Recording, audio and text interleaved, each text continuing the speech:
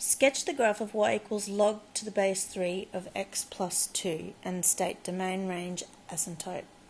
So what we're going to do first is recognise that this is actually y equals log to the base 3 of x, horizontally transformed 2 points to the left.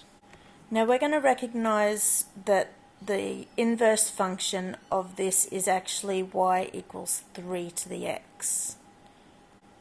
Now to easily get the graph of y equals log 3x using the inverse function, we graph the inverse function on this graph and then we reflect it about y equals x. Graphing y equals 3x, its asymptote is y equals 0 because as x approaches high negative numbers, y will approach 0 but it'll never actually get to 0. So let's find the y-intercept for y equals 3x, the inverse function. So for when x equals 0, y equals 3 to the 0, and that equals 1. Anything to the 0 is 1. Okay, let's find a second point. So let x equal 1. So for x equals 1, y is equal to 3 to the 1 equals 3.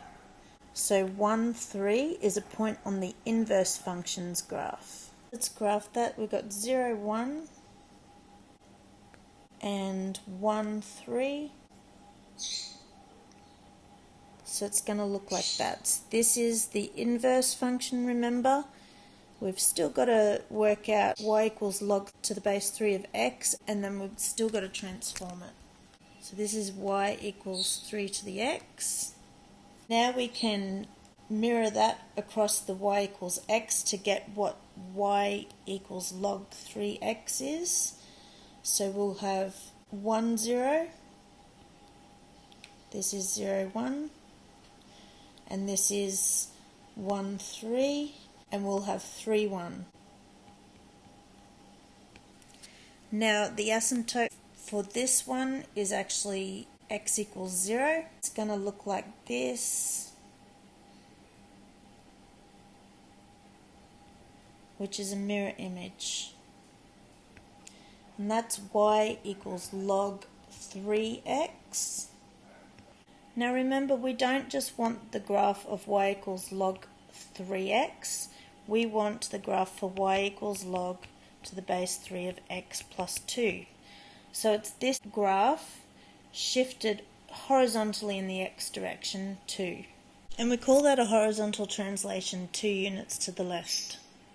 So with the asymptote at x equals 0, we now have an asymptote at x equals negative 2. And then point 1, 0, the x-intercept, it now moves 2 points to negative 1, 0.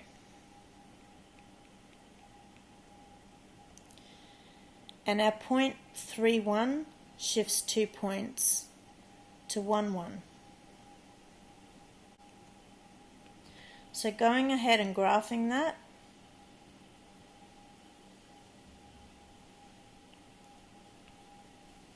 we have y equals log to base 3 of x plus 2.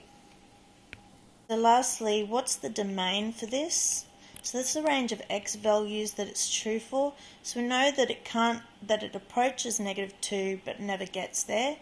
So it's negative 2 is less than x is less than, and it approaches infinity. Or you could say negative 2 to infinity.